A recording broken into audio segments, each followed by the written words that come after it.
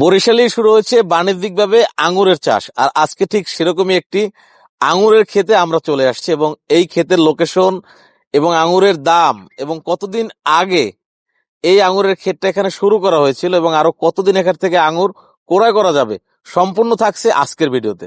আর এই টোটাল জায়গাটা, এখানে জমি রয়েছে 40 শতক এবং এই 40 শতাংশ জমিতে এখানে ওনারা মোট 240টা গাছ রোপণ করেছে এবং এই এক একটা গাছের বয়স 1 বছর। প্রথম বছরের ফলন হিসেবে চাষি ভাইদের মুখের যে কথা সেটা হচ্ছে যে সন্তোষজনক ফলন ওরা এখান থেকে পেয়েছে।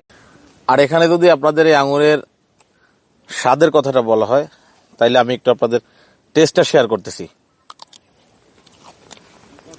আমরা বাজারে যে ইন্ডিয়ান আঙুর কিনে খাই, আমি দেখতে পাচ্ছি যে অনেকটা সেরকমের, অনেক মিষ্টি এবং আমার কাছে যথেষ্ট ভালোই মনে হলো এবং আপনারা চাইলে আসলে এই জায়গাটা ভিজিট করতে পারেন।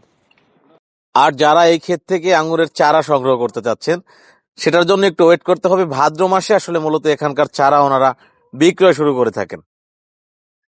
এখানে বেশ কয়েক জাতের আঙ্গুর রয়েছে এবং আমার পাশে যে আঙ্গুরটা দেখতে পাচ্ছেন এটি হচ্ছে বাইকুনুর, আর এই আঙ্গুরের পার কেজি এখানে বিক্রি হচ্ছে 3 থেকে 350 টাকা এবং এখানে এসে আপনারা একদম এই বাগান থেকে আপনাদের মতো করে তুলে নিয়ে যেতে পারবেন।